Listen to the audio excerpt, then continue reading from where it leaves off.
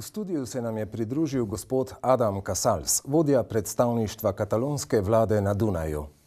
Good afternoon, Mr. Casals, and welcome to our studio.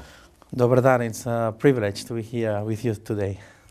Months ago, the Catalan government said it is willing to negotiate with the Spanish government until the day of the referendum. And if the government in Madrid would not oppose the referendum, your government was even willing to postpone the date. In Madrid, they ignored this offers. What is it that you wanted to negotiate with them, and what are the main complaints of the Catalans?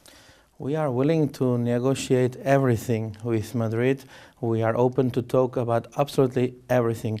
In fact, we saw it last Friday as the government of Switzerland actually offered themselves to be able to host a negotiation with Spain and Catalonia after the call of our President Puigdemont, our Catalan president, for an international mediator. Unfortunately, we don't see our Spanish friends willing to participate in this kind of negotiations, but they will be mandatory. At some point, Spain, Catalonia, and the European Union will have to talk. If your demands are met, are you still willing to consider staying within Spain? Anything that would result from a mediation, from a negotiation, would have to be approved by the citizens of Catalonia. The citizens of Catalonia declared very clearly their will in the participation, in the massive participation in the referendum of the 1st of October, and they declared very massively their will for independence. So if this should be overruled, this could only happen through another referendum. The only counter-argument of the Spanish government against Catalans' independence is the Spanish constitution. What is the Catalans' legal argument for the independence? The Catalans have a lot of legal arguments for independence. First of all, the way how Spain has been treating 7.5 million of Spanish citizens, of European citizens, these last weeks in Catalonia, by heavily attacking them through the Spanish military police, by making 900 injured people, 900 innocent people, mothers, children, grandmothers, grandfathers, students, the way that Spain is treating the Catalan economy by trying to push Catalan companies to leave Catalonia, which of course will not happen. This is a very strong argument for Catalonia to apply to the right of self-determination of a nation because the Spanish state is trying to harm Catalonia and to harm Catalan citizens. But also in the Constitution, we should have to see how the Constitution was approved back in 1978, going out from the Franco dictatorship with a lot of irregularities. And we should also see that in the Constitution, there is no way to prohibit a referendum. A referendum would have been possible if there would have been the will by the government of Mr. Rajoy. We Catalans tried 19 times to ask Madrid about that. 19 times we just found a closed wall. In 1991, Estonia, Latvia and Lithuania claimed they had been illegally occupied since 1940, and most European countries supported the so-called state continuity, that the independence was simply restored.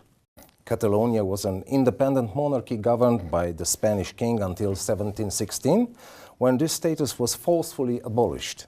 Will the Catalan government use the same argument as the three Baltic states? Well, this would be actually a very good argument, and in fact the Catalan government, the Catalan parliament, the Catalan institutions are the only legitimate democratic institutions that could be restored after the republic, the democratic republic of the 30s of the 20th century. There is no other democratic institution that could be restored in Spain that survived in exile the dictatorship of Franco. So the president of Catalonia, it's the 130th president of Catalonia. The institution of the government of Catalonia comes from the 14th century. And the parliament of Catalonia, it's one of the oldest in Europe. In fact, the Mrs. Speaker of our parliament was in the United Kingdom some time ago, and he could celebrate with the president, with the Mr. Speaker of the British Parliament, the fact that the English and the Catalan parliaments are amongst the oldest in Europe.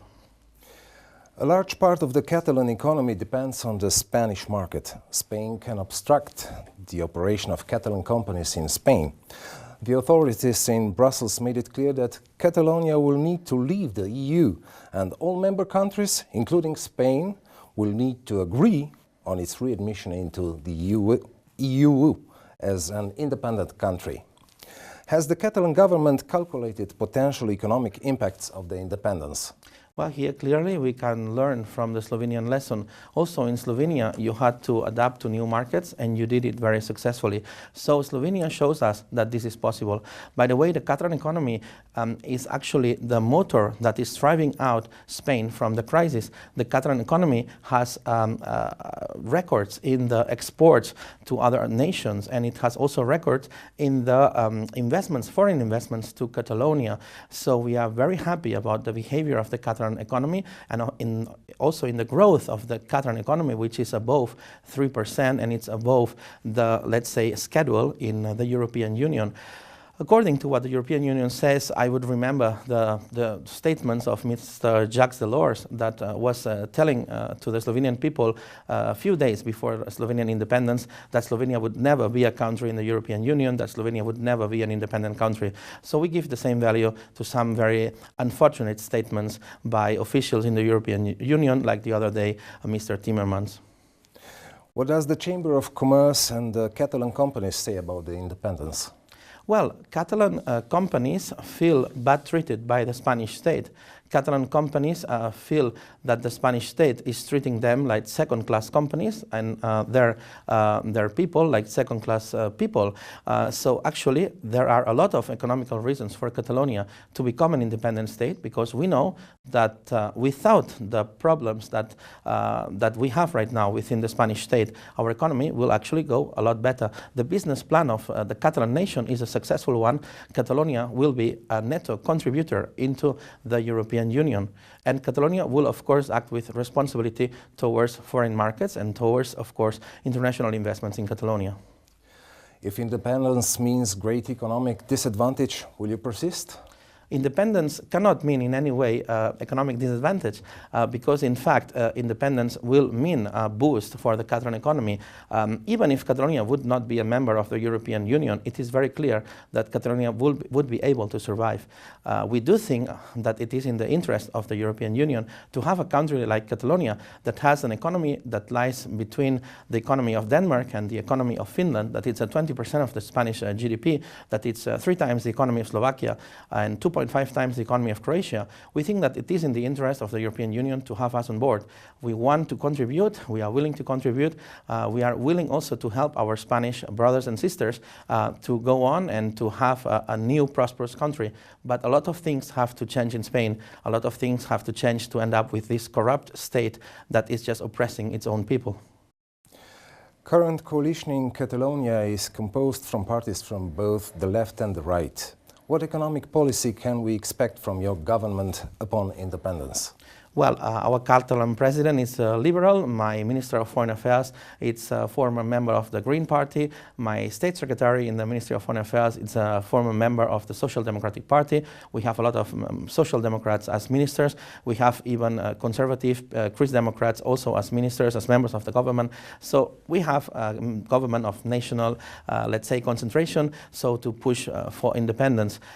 We will see what happens afterwards. A new Catalan constitution shall be written and shall be voted, and after that a new government shall be elected, and we will see how this government will be. The reaction of the politicians in Brussels has not been supportive of Catalan's independence. Most claim this is a Spanish internal matter. How do you comment their position? This is not a Spanish internal matter. Catalonia is a member of the European Union. Catalonia is a member of the Eurozone, and Catalonia has 5,000 international companies within Catalonia.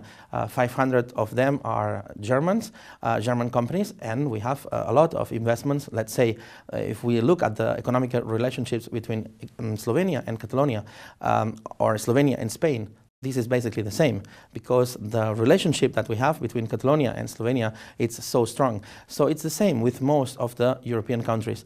70% of the Spanish exports, when they come to Europe, they go through Catalonia. So our economy is absolutely interlinked, and it is necessary that remains it like that. So it would be a huge mistake by the European Union to try to put barriers where there are none right now. If Spanish government proposes a new referendum, would the Catalan government be willing to accept it? Well, you know, what the Spanish authorities are doing is a big mistake after a big mistake. When we think that the Constitutional Court of Spain just dared to suspend the session of the parliament on Monday, this is something that would not happen in any other European country. We have seen a lot of illegal actions by the Spanish state attorney, by the Spanish police during the days of repression. We have seen a lot of things that have been motivated by the lack of separation of powers in Spain between the judiciary system and the executive. A lot of things in Spain must change, so we don't give any credibility to this kind of statements by the Spanish government. You have been in Slovenia yesterday and today. Did you speak to our politicians, and is their reaction to the independence of Catalonia in line with what you have expected? I love to come to Slovenia. I come to Slovenia as soon as I can because you have the best food in the region and you have so many nice people.